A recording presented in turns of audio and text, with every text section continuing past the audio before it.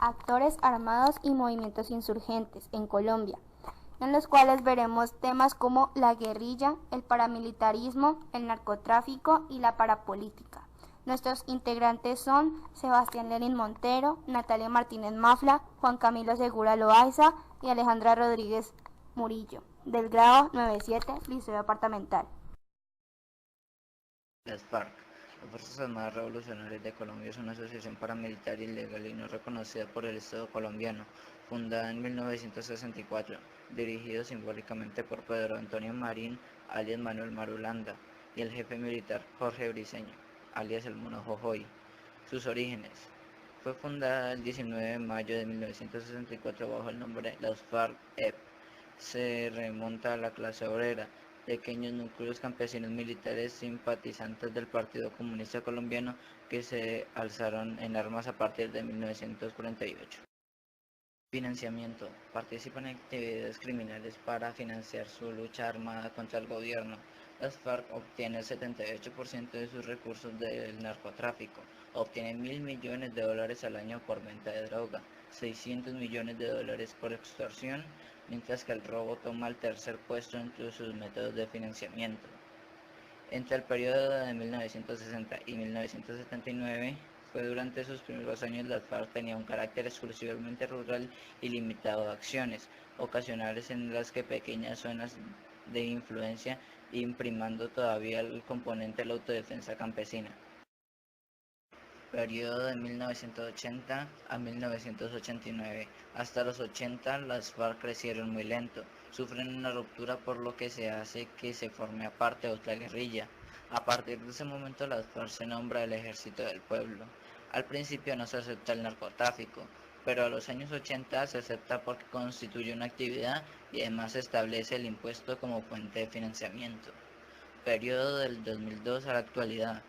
A comienzos del 2002 se presentó el secuestro de la candidata a la presidencia Ingrid Betancourt. La llegada a la presidencia de la República de Colombia de Álvaro Uribe implicó la intensificación del combate contra las FARC. Hasta la fecha, las dos partes no han conseguido ponerse de acuerdo. Métodos utilizados por las FARC: violación de los derechos humanitarios, reclutamiento de menores, actos de violencia sexual contra las niñas, desapariciones forzadas, secuestro de civiles, trato inhumano a rehenes, desplazamiento de alboroto forzado, ejecuciones extrajudiciales, asesinato de rehenes y secuestros. El paramilitarismo en Colombia. Colombia es un país que siempre ha conocido la guerra, pero el detonante del conflicto actual se suele situar el 9 de abril de 1948, cuando el candidato Jorge Eliezer Gaitán fue asesinado, hecho que dio origen a una revuelta popular conocida como el Bogotazo, y a un largo periodo de enfrentamientos entre liberales y conservadores, que dejó un saldo de por lo menos 300.000 muertos. Tras un periodo de régimen militar de 4 años, 1953 a 1957, producto de un golpe de Estado apoyado por los conservadores, el Partido Conservador y el Partido Liberal formaron el Frente Nacional, un acuerdo político que les permitió alternarse el poder durante 16 años, dejando al margen a otras fuerzas políticas. Durante la década de 1970, las guerrillas buscaban afianzar su liderazgo y legitimar su presencia en la sociedad y política de Colombia, buscando influencia a través de ganar la simpatía de los sectores campesinos del país. Como respuesta a estas movilizaciones guerrilleras, el Estado colombiano desarrolló, acogiendo la estrategia norteamericana llamada Doctrina de la Seguridad Nacional, varias acciones concretadas en distintas etapas. El Plan Lazo 1962, mediante el cual se intentó asfixiar militarmente los últimos reductos de las guerrillas liberales no desmovilizadas. Surgen nuevos grupos armados tales como las FARC, el ELN, el EPL y el M-19, cuya presencia en lugares apartados donde el Estado colombiano estaba ausente. Para contrarrestar a estas nuevas guerrillas se elaboró el Estatuto de Seguridad y Defensa de la Democracia, expedido en 1978, el cual contenía los fundamentos para combatir a los grupos guerrilleros mediante la organización de la Defensa Nacional, mecanismo para garantizar la defensa civil y la creación de autodefensas, Con base en dichas normas, los encargados de la fuerza pública colombiana adiestraron, adoctrinaron y dotaron de armamento a civiles en áreas de conflicto con la finalidad de que estos ciudadanos se involucraran en el conflicto armado y ayudaran a las fuerzas del gobierno a derrotar a los grupos insurgentes. A consecuencia de esto, las llamadas autodefensas empezaron a actuar criminalmente, implantando miedo y temor en la población, pisoteando sus derechos humanos y la libre expresión. En 1994, el presidente César Gaviria Trujillo emitió el Decreto Ley 3567, el cual estableció las condiciones para regular los nuevos servicios especiales de seguridad privada, Convivir, que operarían en zonas de combate donde el orden público es precario. Las AUC se declararon como un grupo contrainsurgente que combatía a las guerrillas de las FARC, ELN y EPL. Eran patrocinados por grupos de ganaderos, terratenientes y narcotraficantes de las regiones en las que operaban, que eran hostigados o amenazados por dichas guerrillas. Más del 70% de sus ingresos provenían del narcotráfico. Igualmente, se financiaban con el secuestro y la extorsión, además de recibir dinero de multinacionales que operaban en las regiones bajo su control. También recibieron colaboración de varios miembros de las Fuerzas Armadas, además de tener estrechos vínculos con múltiples políticos colombianos, con el objetivo de ganar poder militar y político en el país. Como se ha evidenciado como las últimas investigaciones judiciales, las AUC recibían de las organizaciones de inteligencia del Estado los datos necesarios para asesinar a dirigentes políticos, sociales, estudiantiles, sindicales, afrodescendientes, indígenas, etc. En el 2003 firmaron un acuerdo de desmovilización con el gobierno y habrían dejado las armas unos 30.000 paramilitares y sus comandantes cesaron sus operaciones. Posteriormente se conocieron documentos y grabaciones telefónicas que hacían creer que algunos de sus miembros seguían delinquiendo desde las cárceles. Adicionalmente, algunos líderes de las AUC y varios grupos paramilitares locales no se acogieron al acuerdo de la desmovilización, volvieron a tomar las armas o crearon grupos criminales, posteriormente como las Águilas Negras, paramilitares de tercera generación, que seguían gestionando el tráfico de drogas, extorsión, amenazando y ejecutando a opositores políticos o dirigentes sociales. El narcotráfico es conocido como una industria mundial que consiste en el cultivo, la transformación, el tráfico, la distribución y el consumo de sustancias psicoactivas. El tráfico ilícito de drogas no es un asunto reciente en la historia de Colombia y los países andinos. Se sabe que el cultivo de la coca registra su existencia desde la cultura indígena en tiempos precolombinos. La historia del narcotráfico en Colombia es después del año 1974, año en el que culmina el Frente Nacional. A finales de la década, el narcotráfico apareció violentamente con el Cártel de Medellín. Pablo Escobar lideraba este cartel y en los primeros años de los 90 su poder fue decayendo hasta que fue asesinado. En 1989, Luis Carlos Galán fue asesinado. Según testimonios recientes, el narcotraficante Pablo Escobar estaría detrás de este y otros homicidios. En la campaña de 1994 hubo acusaciones de ingreso de dineros procedentes del narcotráfico para el candidato Ernesto Samper. El Cartel de Cali fue acusado de estas maniobras. Durante los años 90, grupos guerrilleros como las FARC y el ELN aumentaron sus actividades subversivas y al final de la década de 1990 Andrés Pastrana trató de negociar con los revolucionarios, pero al final de su mandato las negociaciones fracasaron. En Colombia, esta industria se llevó a cabo por grupos denominados carteles, teniendo auge durante el siglo XX. El Cartel de Medellín existió desde la década de 1970 y desapareció alrededor de 1993, con la persecución y muerte de Pablo Escobar.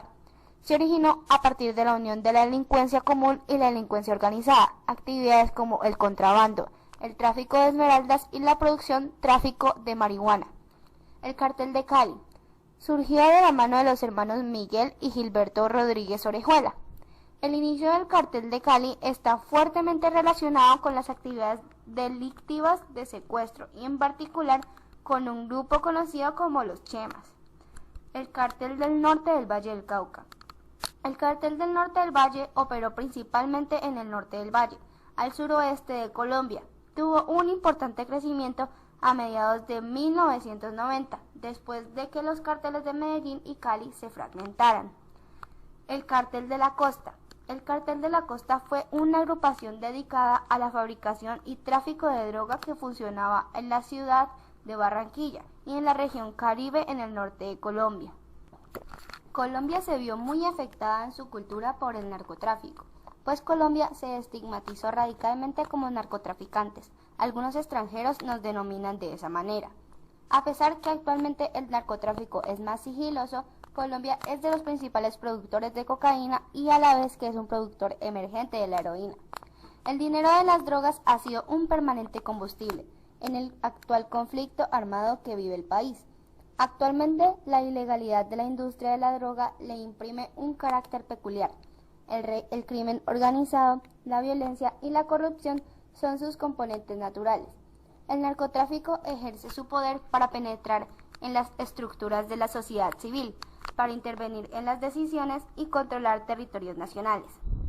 La economía de la droga conecta la producción, la comercialización y las finanzas en una red que hace caso omiso de las fronteras nacionales.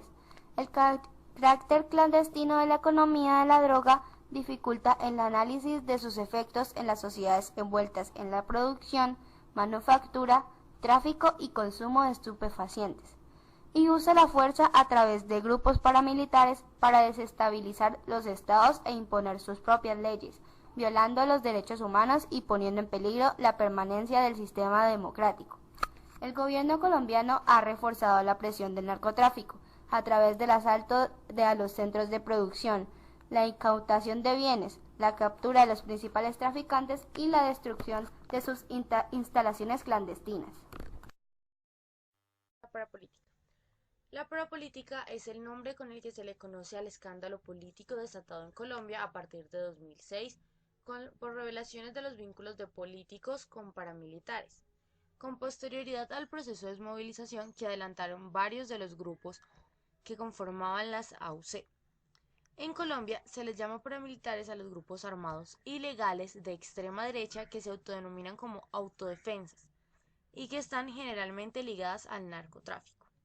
En junio de 2005, Vicente Castaño, quien fue el líder de las AUC, aseguró en entrevistas que los grupos paramilitares tenían más del 35% de amigos en el Congreso.